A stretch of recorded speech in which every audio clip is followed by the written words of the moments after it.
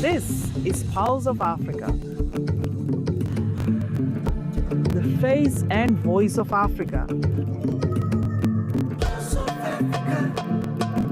The story of resurgent and burgeoning Africa is here, only on the Pulse of Africa channel.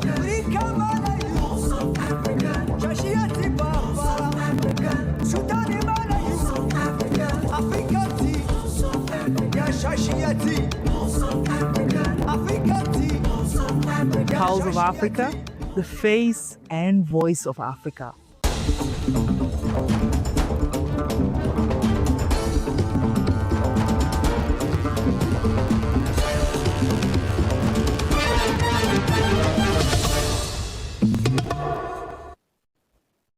Hello, I am Samia Mohammed, your host for this hour's news. Stay tuned. Let's start with SADC. Southern African Development Community Executive Secretary Elias Magosi hosted a courtesy meeting with Abdulmalik Tgargar, Ambassador of the Democratic Republic of Algeria to Botswana.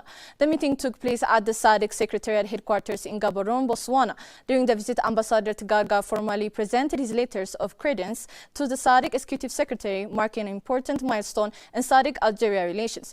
Ambassador Tgargar becomes the first Algerian ambassador to Botswana, accredited to SADC, a historic step that opens new avenues for cooperation. This engagement follows an initial meeting held in July 2025 where both sides expressed a strong commitment to expanding collaboration in strategic areas. The discussions confirmed the shared ambition to leverage the African Continental Free Trade Area to deepen economic ties, enhance regional integration, and promote sustainable development across the African continent.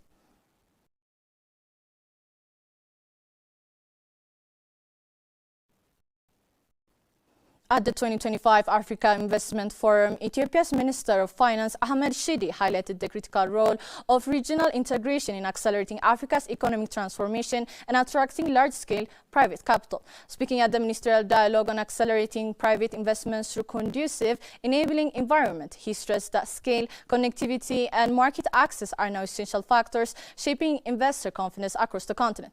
The minister reiterated that regional integration is a political priority for Ethiopia and central to its foreign and economic policy. He affirmed the country's commitment to aligning domestic reforms with key continental frameworks, including the African Continental Free Trade Area, the Common Market for Eastern and Southern Africa, and the Intergovernmental Authority on Development. The minister concluded by calling for deeper collaboration among African governments, development finance institutions, and private sector partners to unlock regional projects, reduce barriers to trade, and position Africa as a unified and competitive investment destination.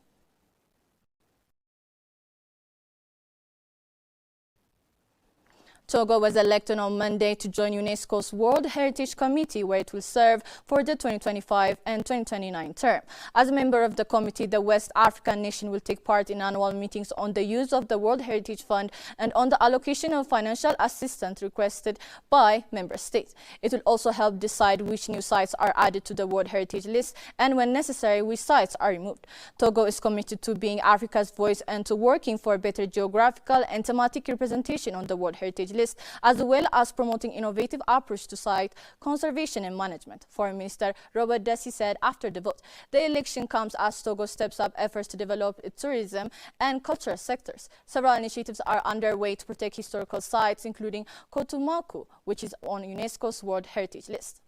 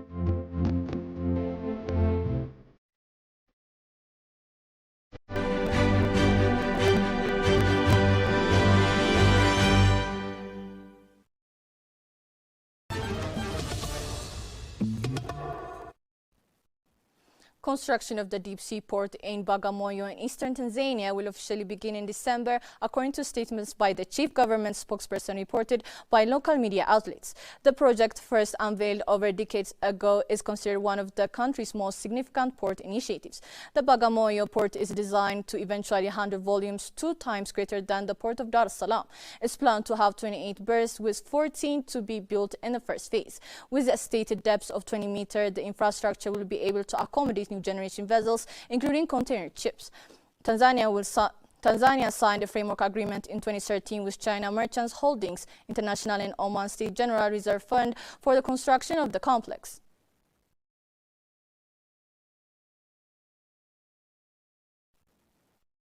Ethiopia has been unanimously chosen to host the 96th Annual General Assembly of the International Criminal Police Organization in 2028.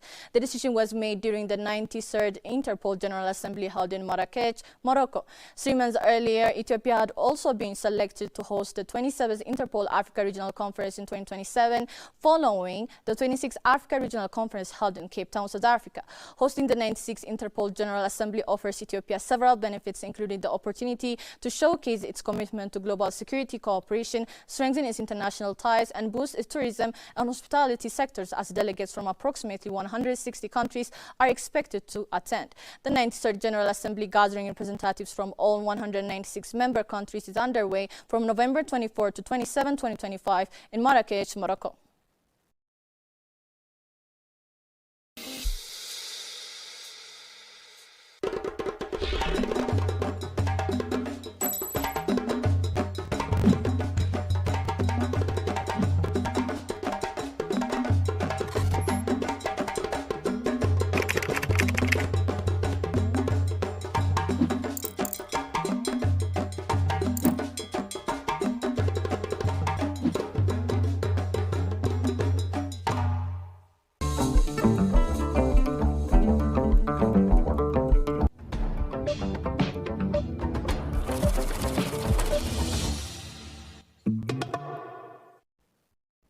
Now to business headlines. Africa Finance Corporation secured a $75 million term loan from the Arab Bank for Economic Development in Africa. Badia will direct the funds toward energy, transport, logistics, telecommunications, and industrial projects to strengthen private sector development and expand AFC's financing capacity across the continent. AFC says the loan supports its core mandate to develop and finance infrastructure in multiple sectors in Africa. The corporation plans to allocate the funds to energy generation and transmission, transport infrastructure, including roads, logistics corridors and ports, industrial processing facilities, telecom and digital networks, mining projects, and natural resource operation. The loan also aims to reinforce private sector activity in countries where AFC and Badia operate, while consolidating Badia's role as a strategic financial partner.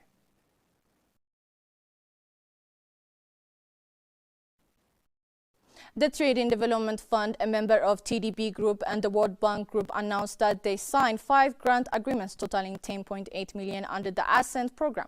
According to the statement, the financing will support access to clean cooking technologies and distributed solar solutions in 8 African countries: the Democratic Republic of Congo, Kenya, Madagascar, Malawi, Mozambique, Rwanda, Tanzania, and Zambia. TDB Group will channel the grants through its results-based financing mechanism, which provides payments to private companies based on the number of systems effectively deployed and commissioned.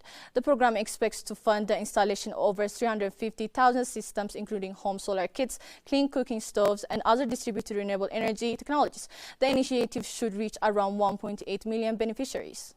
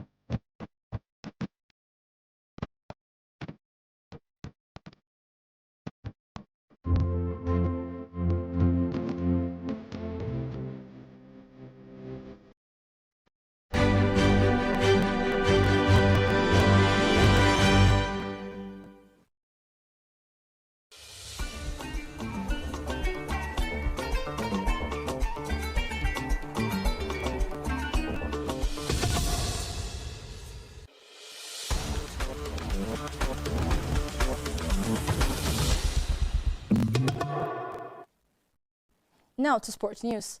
The Confederation of African Football has introduced a significant adjustment to squad regulations ahead of the 2025 Africa Cup of Nations, a move that is expected to influence team preparations, including that of the Super Eagles. Under the revised rule, the national teams can now register up to 27 players for major tournaments. However, CAF will only cater for travel, accommodation, and logistical expenses of 23 players, leaving the additional 4 players to be funded by the respective football federation. CAF explained that the expanded list gives coaches more flexibility to manage injuries, suspensions, and tactical changes, especially with the tight match schedules anticipated for the Morocco-hosted championship.